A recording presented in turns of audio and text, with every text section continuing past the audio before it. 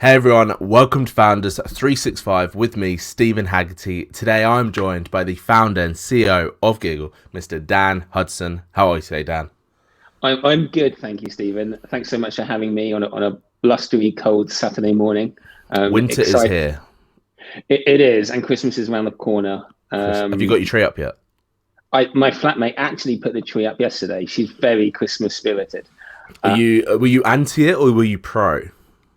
Um, I'm very busy. This I'm very could busy. turn a lot of heads. This answer. What I would say, and I'm currently pro Christmas, and that's because one of our latest clients is actually Father Christmas, who's hiring elves through our platform, and that's genuinely not a pitch. You That can't is, be a Scrooge he, if you're working with he Santa. Santa's on board with gigl, is all I'm saying. That's it. Um, That's it. and if anyone wants to work for Santa, you can download the app and apply directly to him. Boom. Straight away. Straight in with genuinely, it. genuinely the truth.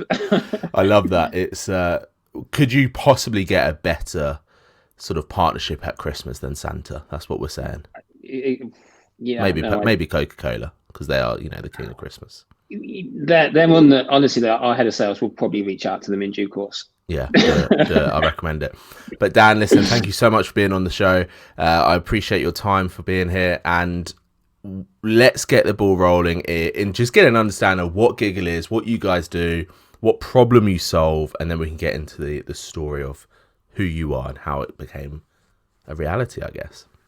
Okay, cool. So elevator pitch time. Boom. Yeah, buckle your Um, seats, people. Yeah, exactly. So in a nutshell, gigl is a recruitment tech business. To kind of summarize it very quickly, we're built for employers and companies that hire large numbers of customer-facing, engaging staff. Right now, especially in this current environment, you know they would get 300 to 500 plus applicants per Wow, job.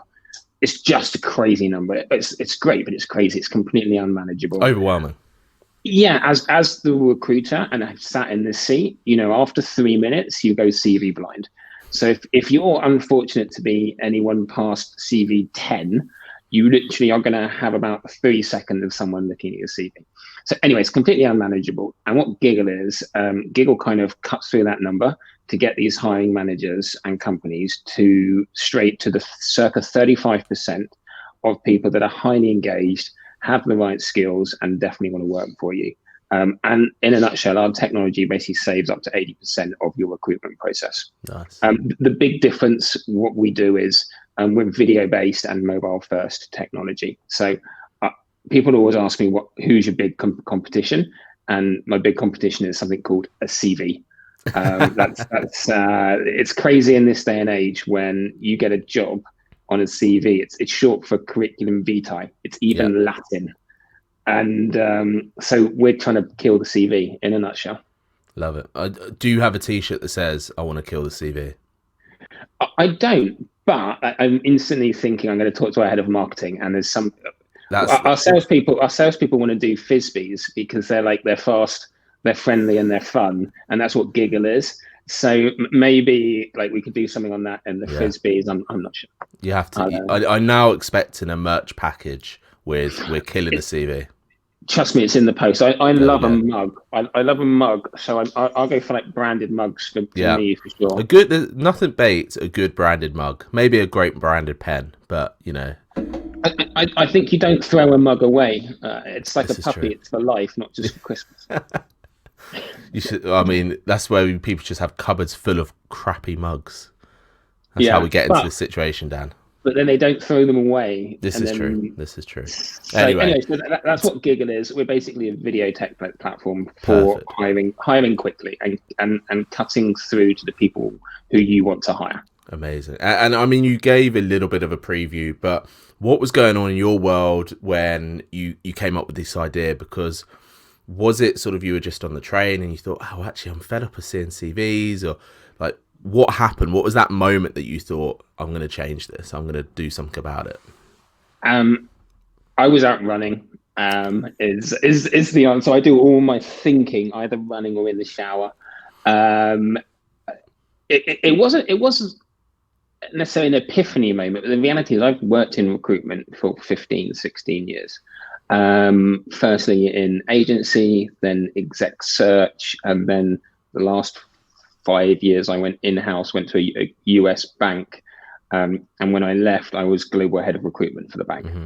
So in a nutshell, I worked it out the other day. I've basically been involved / run over 10,000 recruitment processes in my life. How many CVs do you think you've seen in your life? Do you know what? It's years, literally years of reviewing Hundreds CVs. of thousands, probably more. Wow. Like, it's insane. And I was out running one day, and I've always been very entrepreneurial. And I was, where I live kind of near Greenwich, and I was running along the river path, and I cut through an industrial estate, and there was loads of people around. Apologies, my flatmate's running away. There was loads of people around outside a warehouse, and I was like, "What is this?" And it was like 6 o'clock in the morning, and it kind of stuck in my head because it just seemed so out of place. Mm. And then I'm one of these people that if it sticks in my head, I have to go and find out because I'm nosy. And it turned out that it was Net-a-Porter's warehouse, and it was a change of shift, and they had like 3,000 people on their shift. Wow. And I was just like, that's insane.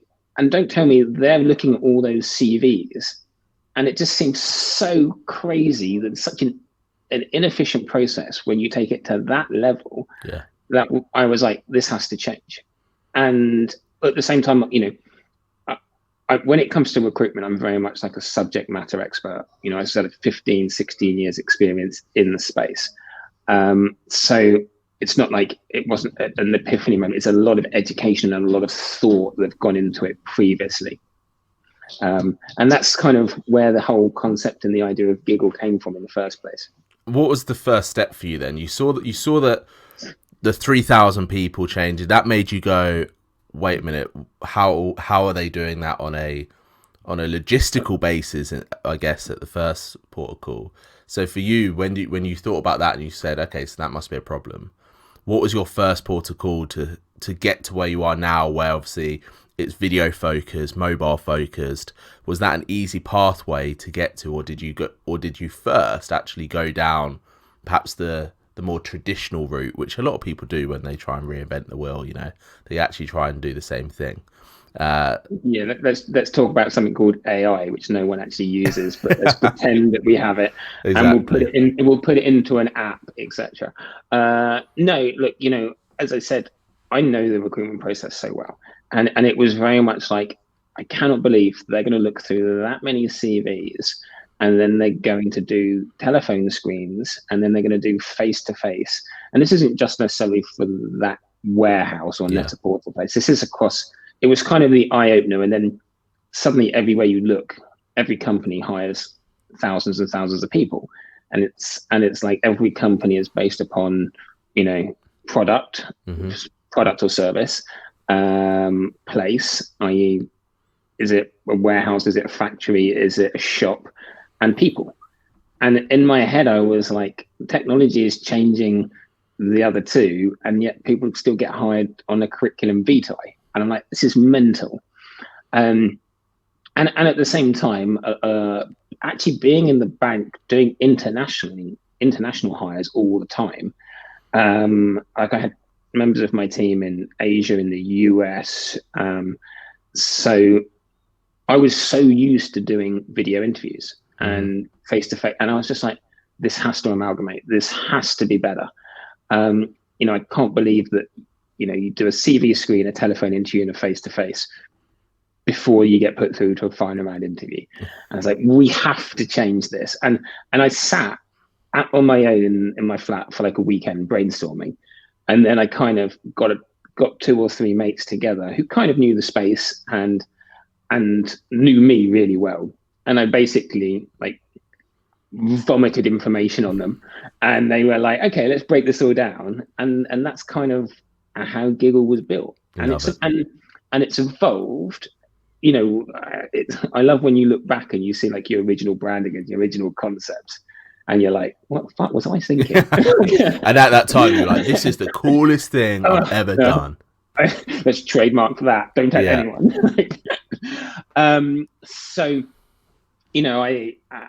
so it's evolved and evolved, and then the next step was, right, let's build an MVP, and let's go to a bunch of people we know, put it in their hands, and see what they say.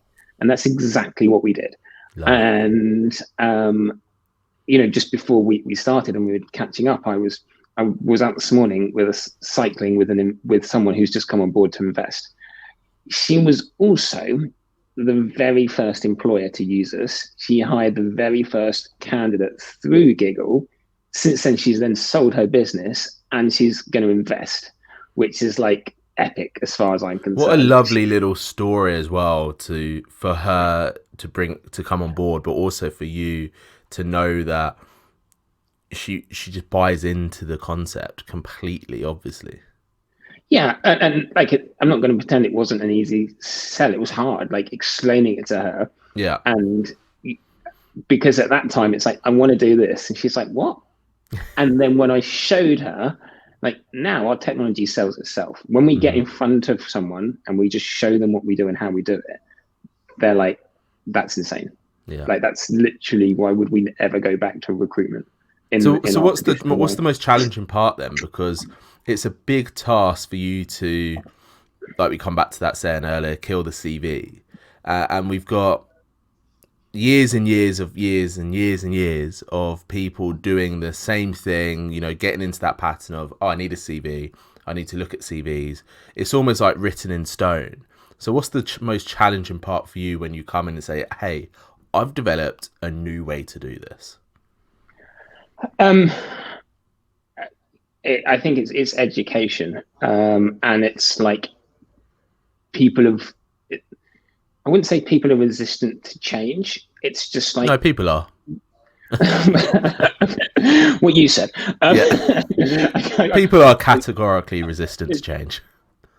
So there is this big thing about, oh well, we don't do it that way. I'm like, so tell me how you do it then. That's not in our HR manual, so we don't do it that way. Does it interact with our platform? Do you like your? And this is the question I love. Like, they're like, does it interact with our ATS, which is an applicant tracking system for those that don't speak recruitment jargon, and apologies. It's basically the back end software that all either recruitment companies or big companies will use, and it links to HR. They're like, does it interact with our ATS? My first question is, do you like your ATS? Because no one likes their ATS. And I'm like, do you like your ATS? And they literally spend 10 minutes whinging about it. And then they want to know if it will interact with it. I'm like, so you want to take an amazing new process and plug it into your really antiquated old process? I'm like, So, that's one of the hurdles. They're like, oh, well, if it plugs into my existing process, if it doesn't change what I do, then it's interesting. Yeah. If I have to physically change anything, then I need to think about it. But the one thing is, I'm sure we'll talk about COVID, but there's been a massive restructure of the technology is literally changing businesses in a fundamental way right now, and I think that's the most exciting thing about from an entrepreneur about what's obviously COVID is horrendous, but what's coming out of this environment, definitely is literally changing of society and changing of business ways. So to cut to it, the biggest problem is people going, that's not how we do it. And right now everything's getting changed. So that, for you, has this year allowed you to obviously grow more, but has it also allowed you to cement that education side a lot easier? Because gone are the days where people go, hey, actually you have to come in the office and do all these sort of those typical traditional processes have been fundamentally forced from people's hands. Yeah, what I would say so we have two worlds. We effectively our employer world and our candidate world. Our candidate world is very, I'd say, Generation Z focused. However, our demographic is massive, which is really cool, really interesting. Our marketing activities are very Generation Z focused. Their video engagement is huge. Their mobile phone engagement is huge. So for them, it's kind of second nature. Like, we can talk about TikTok and I was literally just about to say TikTok. And the reality is, we're probably, I don't know how old you are, Stephen, but like we're probably too old to really get it instantly. I scroll it. Okay, cool. Check you out. I'm just a hip person, hip Yeah, replacement. I've got some skinny jeans somewhere. Were they always skinny jeans though, or were they normal jeans and they've become skinny? It's the COVID 6 Yeah. pounds. I think. Hey, don't worry, I'm in that boat. Yeah, so hopefully more investment meetings on cycles On and bikes, runs that's it. will sort me It's out. better for your health. Yeah. So anyway, so the COVID situation, the video consumption in our target audience has already been big. It's now grown everywhere. Yeah. I one of another investors. Actually, I need to close that deal. That's just reminded me. One of expect Mr. Investor or Mrs. Investor, Miss Investor, yeah, Inspector. Yeah, cool. expect a message in a minute after this. She's been tracking us, and that's one of the things that I like, and I really love the journey and the engagement of being an entrepreneur. She's been tracking us for a while. When COVID hit, we're in Google's incubator program, so I typically go to when we have workspace, I go to work in Google's office near Old Street in central London. Great office, which I love. It's cool. I've got a cool gang. They let me in. Cool. And that had been closed. And then I was like, I hate working from home. So I ended up working out of the Hoxton Hotel for like a couple of weeks. And when it kind of hit like the proper big lockdown, she was the first one to call me to be like, now's your time. Literally the world's on lockdown and no one's going to be able to do a face-to-face interview for the next 6 months. If you don't take this opportunity. She was like, this is your time, Dan. Yeah. And she was like, yes, everything may or may not fall over. A large proportion of your employer base will be struggling, but no one is going to do a face-to-face interview in the next 6 months. And isn't there some kind of thing like you do something for 21 days and it becomes a way of doing it? And 6 months is significantly more than 21 days. So, technology is changing. And I think that the situation because of COVID has been a big thing from that. Like the prime example is, which we'll see from next Wednesday. But we've seen historically in the last gap between lockdowns, you go to a restaurant, you go to a pub, a hotel, you order anything, you order it through an app. Yeah. Bang. Like it's second nature. For the first week you were like annoyed, then now you just do it. Yeah, exactly. It's so funny how quickly we bring new technologies into our lives. And I guess gigl for you is doing just that. It's just changing the person's thought process or the person's pattern of what they've been doing for the last couple of years, let's say, to now having that new route to access employers. And actually, as a job, if I was in a job searching situation, I think knowing that an employer is using a service like gigl kind of makes me think they're pretty cool. It kind of puts them on my level. So not only are they cool, but we've only spoken about gigl from one side. From the other side, say like hypothetically you want a job and you go onto gigl. Like anywhere else, you go onto Indeed or LinkedIn or straight on their website and you see a corporate job description with key terminologies which someone wrote about 2 years ago, and it doesn't really tell you anything. And that's why on Indeed you just click apply to everything, and it's like throw lots of things. With gigl, you see a 1 minute video from the employer. Like some of them are so cool. Like one of our big employers, North Face. Like I think her name's Anna. She literally is like, hey, I'm Anna. I'm manager of the North Face here in Covent Garden. This is who we are. She literally walks you around the shop and is like, this is the kind of stuff we do. This is where you'll be working. I've got these 3 questions. Please let me know. Da, da, da, da, da, da. So it's like, as a candidate, you're like, that's where I'll work. That's what I'll be doing. So I actually answer those 3 questions specifically for Anna. So it's, so you have a much higher engagement perspective, as you touched upon cool employers like the North Face, like Tortilla, and a bunch of others that we've got on. We did a lot in pre-COVID, we had a lot of ski companies and seasonaire type jobs, which was really cool. Who doesn't want to do a sea? There was a couple I nearly applied for. Your next interview will be in a chalet with a mountain backdrop. Well, it's funny because a couple of the employers, literally their videos were like, "Hey, this is where you're working." I'm like, yeah, okay.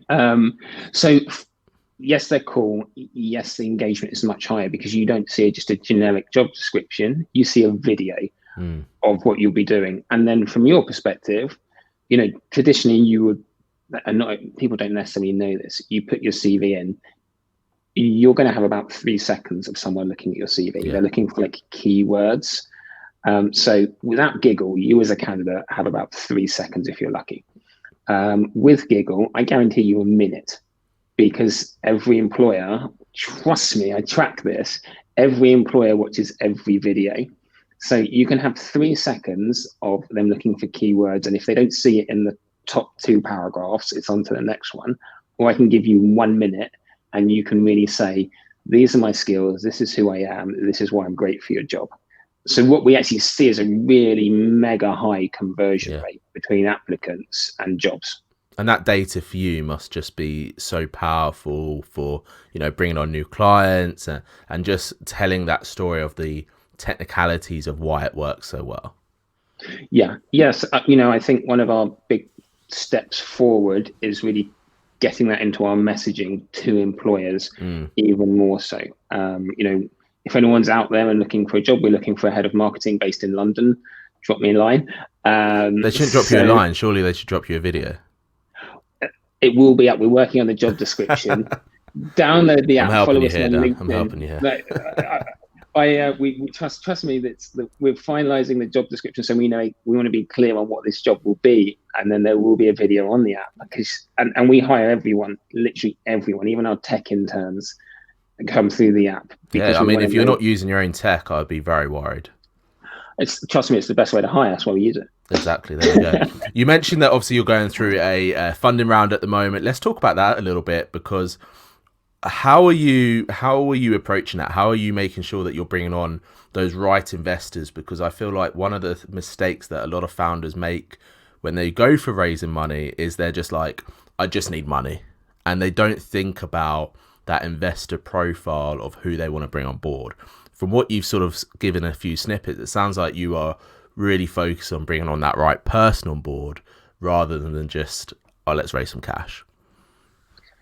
Yeah, that's a great question. I have a few mentors on the, when I say mentors, they've basically done this before, and I've got ones that have done well and ones that have done badly. So like, you need the mix. Investors. Yeah, exactly. But because the ones that have had great investors don't have any bad war stories, and the ones that have had bad, they have the war stories. Look, I think it's a really interesting balance, and from where we are, where we didn't raise at pre-seed, we self-funded through pre-seed. We were looking to go out to start to do a pre-seed, basically at the start of COVID. And then we were like, well, let's park this stuff. Like, I'm not spending 6 months trying to raise a small amount of money to get us to the next step. Yeah. And what we would have used that money for, we've done without getting the money, because it basically was to hire people and drive downloads. And our downloads have gone through the roof because of the number of people looking for work. And the people that we wanted to hire all got furloughed. So we were very fortunate and basically picked them up off furlough. And our seed round is to keep them long term. So that's why we didn't raise a pre-seed. So we're going straight into seed at a fair valuation. And to kind of come to the bit about talking to investors at seed, there's a balance between kind of angel investors, and their typical tickets are anywhere between, I'd say, 25,000 at about 200,000 at the very top end. They're interesting. Some of them just want to give money and don't want to be part of the business. Some want to be involved in the business. And, I think the reality is you talk to everyone and the ones that really get you and understand the business, they're the ones that you want involved in the business. Yeah. I think there's also kind of the family office space that tends to be a little bit more kind of quiet money, as in they're offering, that's really our other kind of key target group right now. So, angels and the family office space. Family office people move quick as well. They do. We have a trial actually there. We have a family office that they're kicking the tires on gigl right now by getting one of their friends' businesses to use us to trial it. So, and also they're very straight talking. Yeah. I would say they're kind of in or out quite quickly. When I was in the bank, I knew the private wealth people really well and personally looked after their recruitment. So I kind of know the family office space. I know the environment a little bit. So I quite like it. And then you've kind of got the other two parts are that angel syndicates, which is traditionally kind of a little bit more quiet money because it's like it's like a fund almost. Yeah. Yeah. And we're talking to a couple of those. I've got a number that I need to actually reach out to that's on my list. So anyone there who's on an angel syndicate, you'll be hearing from me. And then you've got what is the VCs. For us, I know we're being tracked by a couple of what are senior seed and Series A investors. So we're not ready for them, but they're tracking us. I'm already speaking to them. They're tracking us. When you are ready, you'll be having a chat.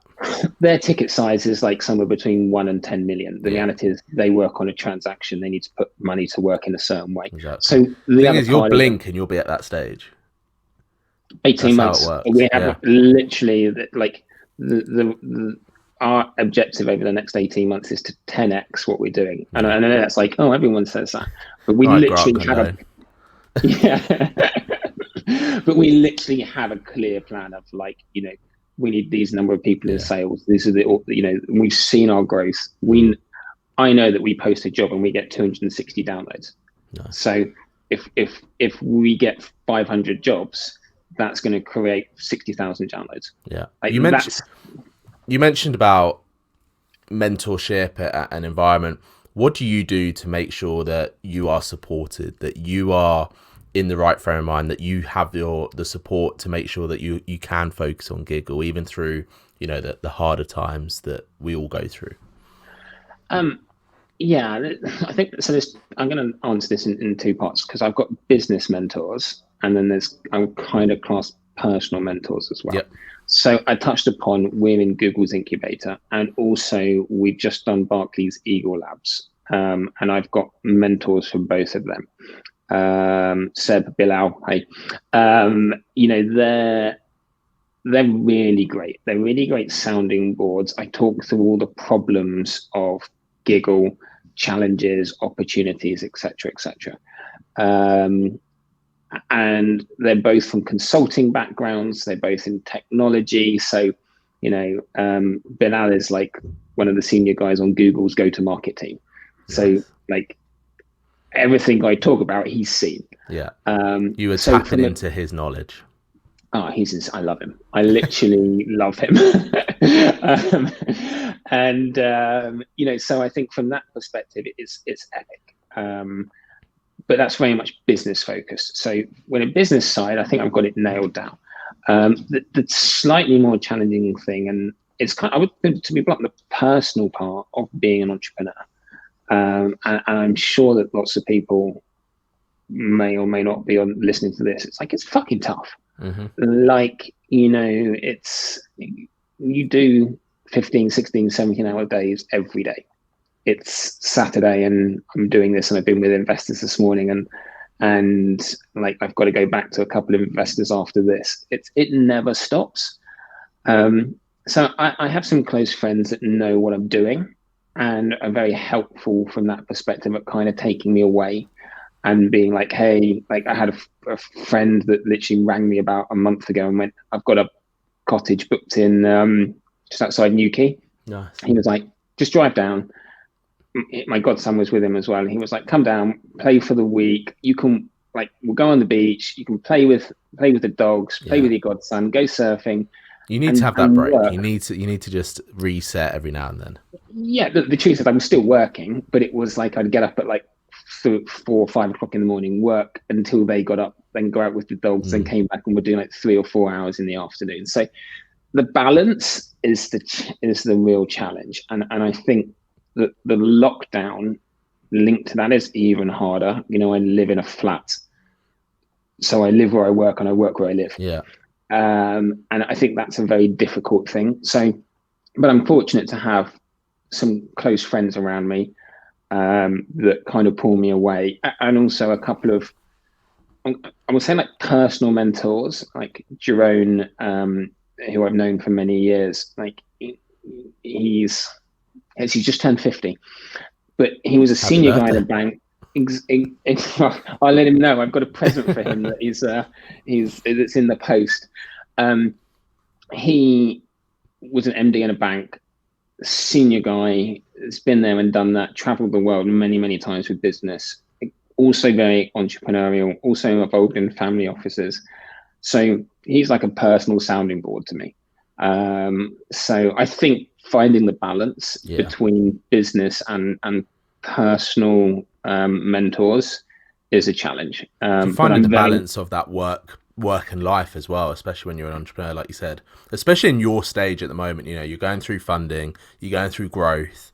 You have to put in the time, but you obviously are aware of this, but you also have to make sure that your own mental health and your own sort of personal life isn't too sacrificed, because otherwise you often people just go, you know, that's when you get burnout and all those bad things that can happen. I mean, I think it's tough. I would say it's probably tough. It's tough for me, and I would say it's tough for everyone else who's in the same position, because, you know, in lockdown, the social side, there's not there to pull you away. Yeah. So, you know, away from work, my other life is kind of sport. And I mean, this is why you're getting a dog. Let's face it. It's Jekka Hudson will be coming in January the 2nd, getting a little cocker spaniel puppy. But I joke, but it will force you out of the house. It will force you, even though you are, you know, super active and things like that, it will force you to slow down a little bit when you are out, because you're going to be much more present in those moments rather than perhaps thinking about what you need to do when you get back to the flat. Yeah, and before everyone shouts, "Oh, this is just, you know, another lockdown purchase," it genuinely isn't. One of my friends had a litter of cocker spaniels, and he rang me to be like, "Dan, there's one for you." And it was like, "You don't have a choice." I'm like, "Okay." You don't have a choice. Exactly. It's hard. You just can't say no to that, like we said before. Honestly, he followed up with like several photos of puppies being held by his little boys. I'm like, what are you in marketing or something? It's like, no, that's just emotional blackmail. That's what we call that. I was going to say, when's the photo of the puppy being held by like a gorgeous girl in like a bikini? Like, are you literally just working marketing? And like, that's it. You're like, okay, fine, I'll take both. You know, that's what you do. But Dan, listen, I thoroughly enjoyed our conversation, and I guess my final question is, how do people find out more about gigl? How can people follow the story that want to follow the story, and obviously use the platform or get involved in some way? Yeah, cool. I would say, so firstly, I'm very open. You know, you can drop me an email if you want to know anything. Anyone's got any interest, want to find out more, my email is dan@getgigl.com. You can also check out our website, which is getgigl.com. We're on LinkedIn, we're on Facebook. We have a group on Facebook called Jobs in London, powered by gigl, which has just gone through, I think, 50,000 members. Wow. Nice. So yeah, you know, gigl on LinkedIn, our website is getgigl, or drop me an email directly. Perfect. Dan, listen, thank you so much. I'm looking forward to seeing your growth, and I have no doubt that you're going to reach that 18-month goal way before you actually want to. Awesome. Stephen, thanks so much for having me, and say and hi to everyone else out there who's watching. Dan, thank you so much. And thanks everyone else for watching and listening. This has been Founders 365.